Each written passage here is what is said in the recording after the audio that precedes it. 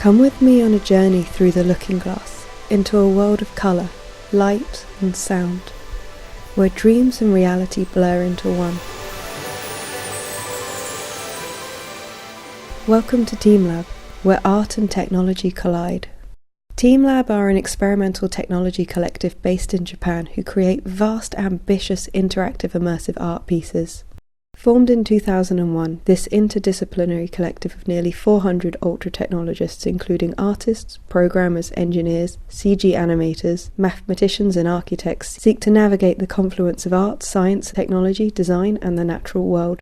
Their works range from both commercial and art-based room-sized installations, playing with light and projection, to large-scale projects bringing art to public spaces and allowing the public to explore art in the concrete jungle of the city. Pieces highlighting historical monuments and allowing interaction with our cultural past, interactive art gallery exhibitions across the world, works using light, sound and colour to transform natural and man-made spaces as part of the Digitised City art project into ethereal experiences where people may become aware of both their surroundings and each other, as well as seeing our own impact when we may feel we have none. They also work with music performers to transform their stage shows into multidisciplinary, multisensory experiences.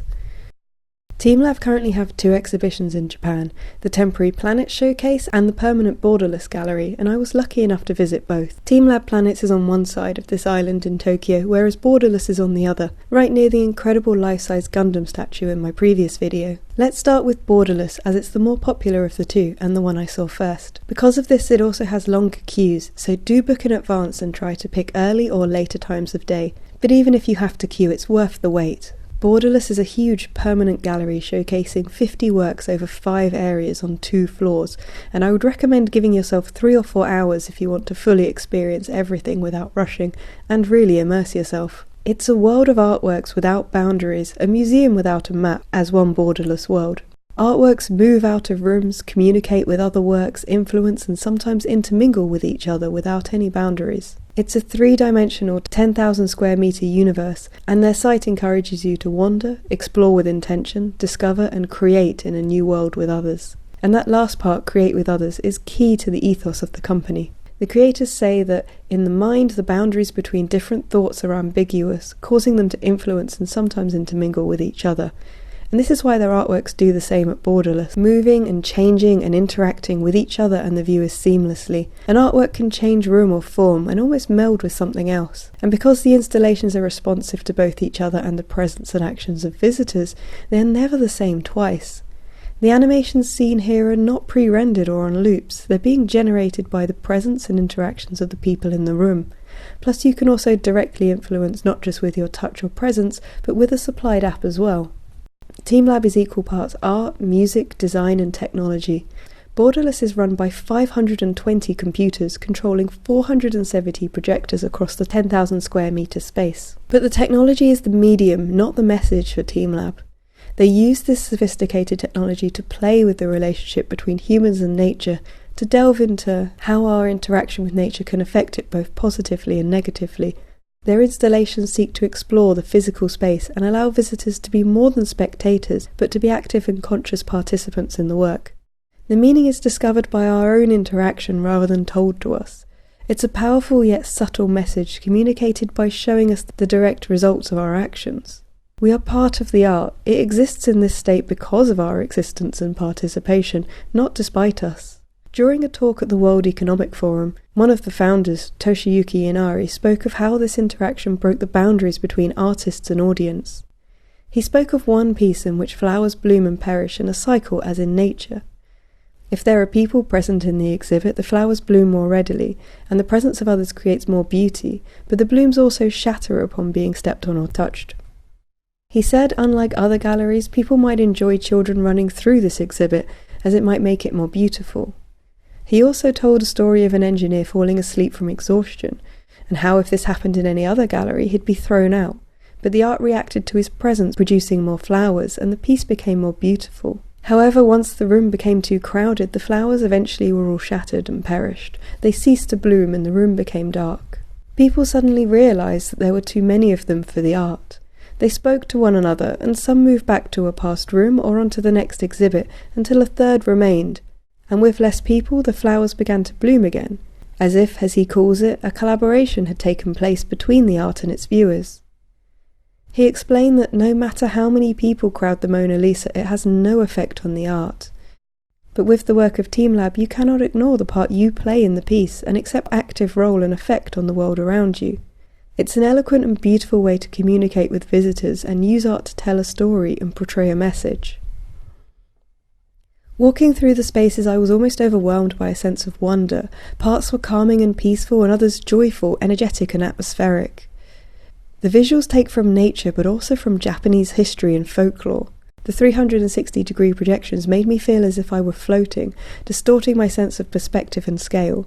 I also lost track of time and had only given myself 3 hours, which wasn't enough to take everything in. Do also be aware that the promotional material is filmed out of hours or during quiet periods, so there will be more people there unless you turn up very early or very late. But as the art responds to people's presence, this does mean that it can be very different on busy times to empty ones, and it might actually be worth going twice just to see how different it is. At this time of day, the lantern room was particularly popular, with a long wait time, so sadly I had to skip it to ensure I could see everything else. There are no maps for Borderless, and I did get lost. On one hand, wandering and rediscovering rooms and hidden areas was incredible, but on the other there are no signs and staff are forbidden to help. I almost didn't find the second floor at all, but somehow stumbled on an entrance with a long slope upwards by chance. If I'd given myself more time, this wouldn't have been an issue, but as I might never get to go and experience this again, not being able to find the floor was a little stressful. Where the downstairs was filled with large beautiful pieces to gently interact with and immerse yourself in, the upstairs is more of a playground. You could climb on and push and move physical items as well as interact with digital projections. If you have children, they could play here for hours. As an adult, it's pretty fun too. I think overall I preferred the downstairs sections because of their scale and emotional impact, but everything is worth seeing here if you can. Another area I didn't participate in was the tea room, where you can buy a traditional tea and watch projected blossoms bloom in the water, which I think would be a nice way to take a break. I will add here though that they do include quiet, fully lit rooms with benches for those needing a complete sensory or physical break from the exhibits. There was also a sketch aquarium area for children to draw pictures, then scan in their art to become part of a larger moving interactive seascape on the walls. In his talk, Toshiyuki Inoko said that the collaborative creative process, where everyone's individual creations work together to make the art, is one he wants to help people experience. Perhaps so there might be more teams like the one he's helped build at Teamlabs in the future. Overall, I found it a wonderful experience, and I wish I could have stayed longer in the almost dreamlike state I found myself in, wandering the ever-changing landscape of Borderless. The lights and colours and the incredible music truly made me feel like part of the art, part of another world. I definitely could have spent an entire day at Borderless, and I considered going back another time. However, instead I decided to visit their second Tokyo venue, Teamlab Planets, and on a Thursday evening it's almost completely empty, as shown here by this complete lack of a queue. Planets is just the other side of the small island in Tokyo from Odaiba. It's a very different experience to Borderless. In some ways it's a much smaller exhibition being made up of just 7 artworks. However, I could easily spend just as much time here, and in some ways I actually preferred Planets because of how peaceful it was. Borderless is a showcase of colliding artworks, and it's like being part of a beautiful circus of acts while exploring an Alice in Wonderland-style dreamscape. It's playful and explorative and exciting. And if Borderless is a sort of exhilarating circus ring, then Planets is a spa. There's only one route through Planets, and you're guided from one section to the next in a linear fashion. To begin with, you remove your shoes and socks and are led into a soft room made of beanbags. It's like being a kid again, lying curled up in your favourite cuddly toys. From there you walk along gently lit dark hallways and up a gentle incline waterfall towards the main attraction for this exhibit, a large room with calf-deep water and projections of a magical luminescent koi pond. The room isn't actually that large, but being walled with mirrors, it has an endless feel. The warm water, relaxing music and gorgeous visuals were a highlight for me. I spent a long time in here enjoying seeing how the varying amounts of people, from quite a few couples to just me, affected the art. There were also rooms which contained larger versions of 3 pieces from Borderless. The large, playful, glowing, balloon-like orbs of the weightless forest of resonating life, the memory of topography lily pads, and the Crystal World LED light forest. Something to consider if you're thinking about doing both. For me, the versions of these particular artworks were better at Planets because they were larger and a lot less crowded. Also, I enjoyed being barefoot in the exhibitions and feeling even more connected to the art by feeling the cold glass floors after the soft surfaces and warm water. It's at this point I should point out the practicality of both galleries and remind people to wear shorts, as rooms like this incredible crystal world at infinity mirrors, mirrored including the floors. You can borrow a wraparound skirt from the desk, but I really enjoyed being able to walk freely in the water and on the mirrors without the risk of getting my clothing wet. But practicality aside, the mirrored rooms are incredible, and especially in the LED forest it became impossible to really see where the room ended until you saw the next figure along was actually your own reflection. This exhibit, like many others, has been designed and redesigned over the years, and this one has had 5 years of development so far.